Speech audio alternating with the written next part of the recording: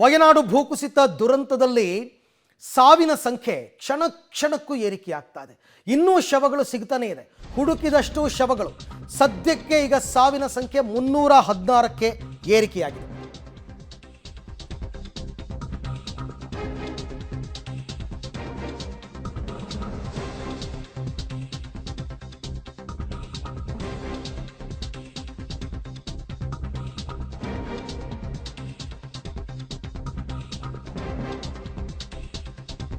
ವಯನಾಡಲ್ಲಿ ಮರಣ ಮೃದಂಗ. ವಯನಾಡಲ್ಲಿ ಈಗ 316ಕ್ಕೆ ಏರಿಕೆಯಾಗಿದೆ ಸಾವಿನ ಸಂಖ್ಯೆ. ಅದರಲ್ಲೂ ಈ ಚಲಿಯಾರ್ ನದಿ ಏನಿದೆ ಅದು ಹರ್ಕೊಂಡು ಬಂದಿತ್ತಲ್ಲ, ಆ ಚಲಿಯಾರ್ ನದಿಯಲ್ಲೇ ಇಲ್ಲಿ ತನಕ ಒಟ್ಟು 175 ಶವಗಳು ಪತ್ತೆಯಾಗಿದೆ. 2 ಗ್ರಾಮಗಳ 2 ಶಾಲೆಗಳ 27 ವಿದ್ಯಾರ್ಥಿಗಳು ಮೃತಪಟ್ಟಿದ್ದಾರೆ. ಹಾಗೆಯೇ ಅವಶೇಷಗಳಡಿ ಸಿಲುಕಿರುವ ಶವಗಳ ಪತ್ತೆಗೆ ಶ್ವಾನ ದಳವನ್ನು ಬಳಕೆ ಮಾಡಲಾಗ್ತಾ ಇದೆ. ಇಲ್ಲಿ ತನಕ ಸುಮಾರು ಒಂದು 10 ಮೃತದೇಹಗಳನ್ನು ಈ ಶ್ವಾನಗಳೇ ಪತ್ತೆ ಹಚ್ಚಿವೆ ಅಂತಕ್ಕಂಥ ಮಾಹಿತಿ. ಹಾಗಾಗಿ ಈ ಹುಡುಕುವಿಕೆ ಇವತ್ತು ಬೆಳಗ್ಗೆ ಅಲ್ಲಿನ ಜಿಲ್ಲಾಧಿಕಾರಿಗಳು ಪಬ್ಲಿಕ್ ಟಿವಿ ಜೊತೆ ಮಾತನಾಡ್ತಾ ಇದ್ರು. ಅವ್ರು ಹೇಳ್ತಾ ಇದ್ರು, ಕಟ್ಟ ಕಡೆಯ ಶವ ಸಿಗುವ ತನಕವೂ ಕೂಡ ನಾವು ಶೋಧ ಕಾರ್ಯವನ್ನು ಮುಂದುವರಿಸ್ತೀವಿ ಅಂತ. ಸೊ ಇವತ್ತಿಗೆ ವಯನಾಡಲ್ಲಿ ಕಾರ್ಯಾಚರಣೆ ಅಂತಕ್ಕಂಥದ್ದು 4ನೇ ದಿನಕ್ಕೆ ಕಾಲಿಟ್ಟಿದೆ. 4 ದಿನಗಳಾಯಿತು ಈ ದುರ್ಘಟನೆ ನಡೆದು. ಮುಂಡಕ್ಕೈ ಅರಣ್ಯ ಪ್ರದೇಶದಲ್ಲಿ ಈಗ ಮೃತದೇಹಗಳ ಹುಡುಕಾಟ ನಡೀತಾ ಇದೆ.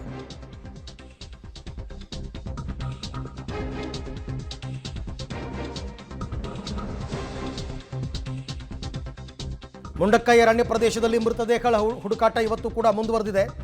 100 ಜನರ ತಂಡದಿಂದ ಶವಗಳ ಹುಡುಕಾಟ. 2,500 ಜನರನ್ನ ಇದಕ್ಕೋಸ್ಕರ ನಿಯೋಜನೆ ಮಾಡಿದ್ದಾರೆ. ಮುಂಡಕ್ಕೈನ ಎತ್ತರದ ಪ್ರದೇಶದಲ್ಲಿ ಪಬ್ಲಿಕ್ ಟಿವಿ ಅಲ್ಲಿಂದಲೇ ಸಾಕ್ಷಾತ್ ವರದಿ, ಅಂದರೆ ಯಾವ ಪ್ರದೇಶದಿಂದ ಗುಡ್ಡ ಕುಸಿತ ಆರಂಭ ಆಗಿ 2-3 ಗ್ರಾಮಗಳನ್ನು ಕವರ್ ಮಾಡ್ತಾ ಬಂತೋ ಅದರ ತುತ್ತ ತುದಿಯಲ್ಲಿದೆ ಈಗ ಪಬ್ಲಿಕ್ ಟಿವಿ. ಅಲ್ಲಿಂದಲೂ ಕೂಡ ಶವಗಳನ್ನು ಹುಡುಕಾಟ ಮಾಡ್ಕೊಂಡು ಬರ್ತಾ ಇದ್ದಾರೆ. ದೃಶ್ಯದಲ್ಲಿ ತಾವೀಗ ಅದನ್ನು ಗಮನಿಸ್ತಾ ಇದ್ದೀರಾ. ಈ ಬಗ್ಗೆ ಮತ್ತಷ್ಟು ಮಾಹಿತಿ ನನ್ನ ಕೊಲೀಗ KP ನಾಗರಾಜ್ ಅವರಿಂದ ಪಡೆಯೋಣ. KP, ಇವಾಗ 4ನೇ ದಿನದ ಕಾರ್ಯಾಚರಣೆ ಮುಂಡಕ್ಕೈ ಪ್ರದೇಶದಿಂದ ಆರಂಭ ಆಗಿದೆ ಅಂತಕ್ಕಂಥದ್ದು ಮಾಹಿತಿ. ಸೊ ಅಲ್ಲಿ ಈಗ ಮಳೆ ಬರ್ತಾ ಇದೆ ಅಂತ ಅನ್ಸುತ್ತೆ. ರಕ್ಷಣಾ ಕಾರ್ಯಾಚರಣೆ ಹೇಗೆ ನಡೀತಾ ಇದೆ? ಹುಡುಕದಷ್ಟು ಮೃತದೇಹಗಳು ಸಿಗ್ತಾ ಇದೆಯಾ ಅಂತ? ಈಗ ತಾನೇ ಮತ್ತೆ ಮಳೆ ಆರಂಭವಾಗಿದೆ ಅರವಿಂದ್. ನಾವೀಗ ಮುಂಡಕೈನ ಅರಣ್ಯ ಪ್ರದೇಶದ ತುದಿಯಲ್ಲಿದ್ದೇವೆ. ನೀವೀಗ ಗಮನಿಸ್ತಾ ಇರಬಹುದು ಕೆಲವೊಂದಿಷ್ಟು NDRFನ ಟೀಮ್ನವರು, ಅಂದರೆ ಈಗಾಗಲೇ ಭಾಳಷ್ಟು ಜನ ಆ ಕಡೆ ಮುಂದೆ ಹೋಗಿದ್ದಾರೆ. ನಮಗೆ ಅಲ್ಲಿ ನೆಟ್ವರ್ಕ್ ಇಶ್ಯೂ ಇರೋದ್ರಿಂದ ಒಂದು ಸ್ವಲ್ಪ ದೂರದಲ್ಲಿದ್ದೇವೆ ನಾವು ಅಷ್ಟೇ. ಇದು ಮುಂಡಕೈನ ಪ್ರದೇಶದ ತುದಿಯ ಅರಣ್ಯ ಪ್ರದೇಶದ ತುದಿಯ ಪ್ರದೇಶ ಅರವಿಂದ್. ಇಲ್ಲಿಗ NDRF ತಂಡದವರು ಜೊತೆಗೆ ಸ್ಥಳೀಯ ಸ್ವಯಂ ಸೇವಾ ಸಂಸ್ಥೆಯ ಕಾರ್ಯಕರ್ತರು ಹೀಗೆ ಎಲ್ಲರೂ ಕೂಡ ಹೋಗ್ತಾ ಇದ್ದಾರೆ. ಅಲ್ಲೊಂದಿಷ್ಟು ಶವಗಳು ಇದ್ದಾವೆ ಅನ್ನುವಂಥ ಮಾಹಿತಿಗಳು ಕೂಡ ಇದ್ದಾವೆ. ಆ ಕಾರಣಕ್ಕೋಸ್ಕರವಾಗಿ ಅದನ್ನು ಹುಡುಕುವಂಥ ಪ್ರಯತ್ನಗಳನ್ನು ಕೂಡ ಮಾಡ್ತಾ ಇದ್ದಾರೆ.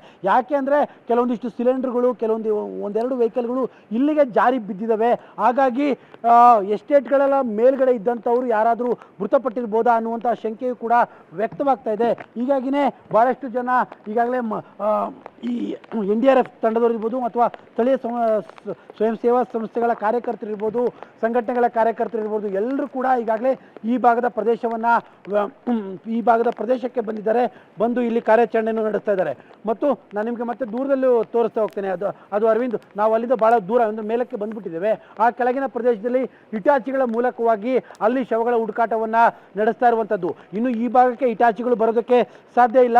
ಹಾಗಾಗಿನೇ ಇಲ್ಲಿ ಕೇವಲ ಕಾರ್ಯಕರ್ತರು ಮತ್ತು ಸ್ವಯಂ ಸೇವಾ ಕಾರ್ಯಕರ್ತರು ಮತ್ತು NDRFನ ತಂಡದವರು ಬಂದು ಈ ಭಾಗದಲ್ಲಿ ಮೃತದೇಹಗಳ ಹುಡುಕಾಟವನ್ನು ನಡೆಸ್ತಾ ಇದ್ದಾರೆ. ಅತ್ಯಂತ ದುರ್ಗಮವಾದಂತಹ ಹಾದಿ ಅರವಿಂದ್ ಇದು.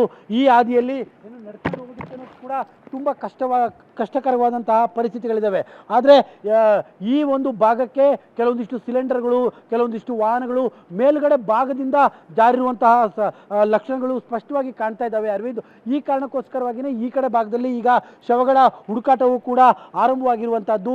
ಇಲ್ಲಿ ನಡೆಯೋದಕ್ಕೂ ಕೂಡ ಅಸಾಧ್ಯವಾದಂಥ ಪರಿಸ್ಥಿತಿ. ಅಂದರೆ ನೀವೀಗ ಗಮನಿಸ್ತಾ ಇರ್ಬೋದು ಅರವಿಂದ್, ನಮ್ಮ ಕಾಲುಗಳು ಮುಳುಗುವ ಮಟ್ಟಕ್ಕೆ ಇಲ್ಲಿ ಕೆಸರಿದೆ. ಅಂದರೆ ಇಂಥದ್ದೊಂದು ಕೆಸರಿನ ನಡುವೆಯೇ NDRFನ ತಂಡದವರು ಇರ್ಬೋದು ಮತ್ತು ಸ್ವಯಂ ಸೇವಾ ಸಂಸ್ಥೆಗಳ ತಂಡದವರು ಇರ್ಬೋದು, ಎಲ್ಲರೂ ಕೂಡ ಇಂಥದ್ದೊಂದು ದುರ್ಗಮವಾದಂತಹ ಹಾದಿಯಲ್ಲೇ ಸಾಗುಬಿಟ್ಟು ಈ ಒಂದು ಶವಗಳ ಹುಡುಕಾಟದ ಕಾರ್ಯಾಚರಣೆಯನ್ನು ಕೂಡ ನಡೆಸ್ತಾ ಇರುವಂಥದ್ದು ಅರವಿಂದ್. ಮತ್ತೆ ಮಳೆ ಬರ್ತಾ ಇದೆ. ಮಳೆ ನಡುವೆಯೇ ಈ ಒಂದು ಕಾರ್ಯಾಚರಣೆಯು ಕೂಡ ಈಗ ಸಾಗ್ತಾ ಇದೆ ಅರವಿಂದ್. KP, ಇಷ್ಟು ದುರ್ಗಮ ಪ್ರದೇಶಕ್ಕೆ ಎಲ್ಲರೂ ಕೂಡ ತಲುಪಿದ್ದಾರೆ, ಇನ್ಕ್ಲೂಡಿಂಗ್ ಯು. ಆದರೆ ಅಕಸ್ಮಾತ್ ಏನಾದರೂ ಮಳೆ ಜೋರಾಯಿತು, ಎಲ್ಲಾದರೂ ಆಶ್ರಯ ಪಡ್ಕೋಬೇಕು ಅಂದರೂ ನನ್ನ ಪ್ರಕಾರ ಅಲ್ಲಿ ಸುತ್ತಮುತ್ತ ಏನೂ ಇಲ್ಲ. ಹಾಗಾಗಿ ಒಂದು ಸರ್ತಿ ಆ ಪ್ಲೇಸ್ಗೆ ಹೋದರೆ ಇಡೀ ದಿನದ ಆಪರೇಷನ್ ಮುಗಿಸಿ ಆಮೇಲೆ ಹೊರಗೆ ಬರಬೇಕಾ, ಆ ಥರದ ಪರಿಸ್ಥಿತಿ ಇದೆಯಾ ಅಲ್ಲಿ ಹಾಗಾದರೆ ಅಂತ?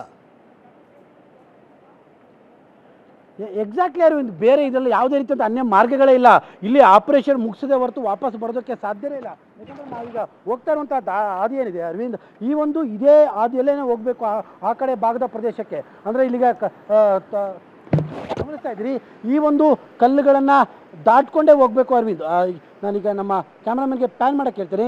ಈ ಒಂದು ಕಲ್ಲುಗಳನ್ನು ದಾಟ್ಕೊಂಡೇ ಹೋಗಬೇಕು ಅರವಿಂದ್. ನಾವು ಆಗಲೇ ಆ ಕಡೆ ಭಾಗಕ್ಕೆ ಹೋಗಿ ಬಂದ್ವಿ. ಅಲ್ಲೊಂದಿಷ್ಟು ನೆಟ್ವರ್ಕ್ ಇಶ್ಯೂಸ್ ಇದೆ. ಹಾಗಾಗಿನೇ ನಾವು ಒಂದಿಷ್ಟು ಭಾಗದ ಚೂರು ಭಾಗಕ್ಕೆ ಕೆಳಭಾಗಕ್ಕೆ ಬಂದೇನೆ. ದೂರದಲ್ಲೂ ಕೂಡ ತಾವು ಗಮನಿಸ್ತಾ ಇದ್ದೀರಿ, ಒಂದಷ್ಟು ಜನ ಹೋಗ್ತಾ ಇದ್ದಾರೆ. ಅಂದರೆ ಇಂಥದ್ದು ದುರ್ಗಮ ಹಾದಿಯಲ್ಲೇ ಆ ಕಡೆ ಭಾಗಕ್ಕೆ ತಲುಪಬೇಕು ಅರವಿಂದ್. ಅದನ್ನು ಹೊರತುಪಡಿಸಂತೆ ಇನ್ಯಾವುದೇ ರೀತಿಯಂಥ ಹಾದಿಗಳಿಲ್ಲ. ಇಲ್ಲಿಗೆ ಒಂದು ಬಾರಿ ಬಂದುಬಿಟ್ರೆ ಮುಗ್ದೇ ಹೋಯಿತು ಅರವಿಂದ್. ಸಂಜೆ ತನಕ ಕಾರ್ಯಾಚರಣೆಯೂ ಕೂಡ ನಡೆಸಬೇಕು. ಮತ್ತು ಮಳೆ ಬಂದರೆ ಯಾವುದೇ ರೀತಿಯಂಥ ಆಶ್ರಯಗಳು ಕೂಡ ಇಲ್ಲ. ಒಂದು ವೇಳೆ ಬೆಟ್ಟಗಳು ಏನಾದರೂ ಜಾರಿದ್ರೆ ಮತ್ತೊಂದು ಭಾಗಕ್ಕೆ ಹೋಗೋದಕ್ಕೂ ಕೂಡ ಅಸಾಧ್ಯವಾದಂತಹ ಪರಿಸ್ಥಿತಿಯಾದಂತಹ ಜಾಗ ಅರವಿಂದ್. ಯಾಕಂದರೆ ದುರ್ಘಟನೆಯ ಕೇಂದ್ರ ಬಿಂದುನೇ ಈ ಒಂದು ಪ್ರದೇಶ ಅರವಿಂದ್. ಈ ಒಂದು ಪ್ರದೇಶದಲ್ಲಿ ಉಂಟಾದಂಥ ಜಲಸ್ಫೋಟ ಇಲ್ಲಿಂದಲೇ ಎಕ್ಸಾಕ್ಟಾಗಿ ಶುರುವಾಗುವಂಥದ್ದು.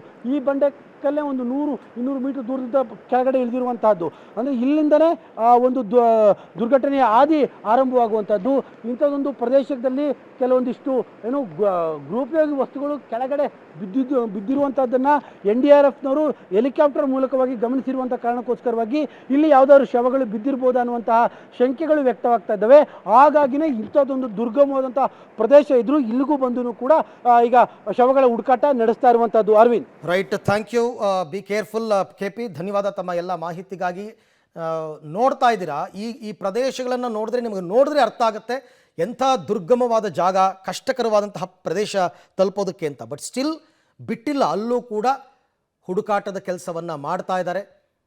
ಇಡೀ ಈ ಜಾಗ ಏನು ಜರುಗುತ್ತಲ್ಲ, ಗುಡ್ಡ ಕುಸಿತವಾದ ಅದರ ಮುಖ್ಯವಾದಂತಹ ಪ್ರದೇಶ, ಅಲ್ಲಿ ಇವಾಗ ಕಾರ್ಯಾಚರಣೆ ನಡೀತಾ ಇದೆ.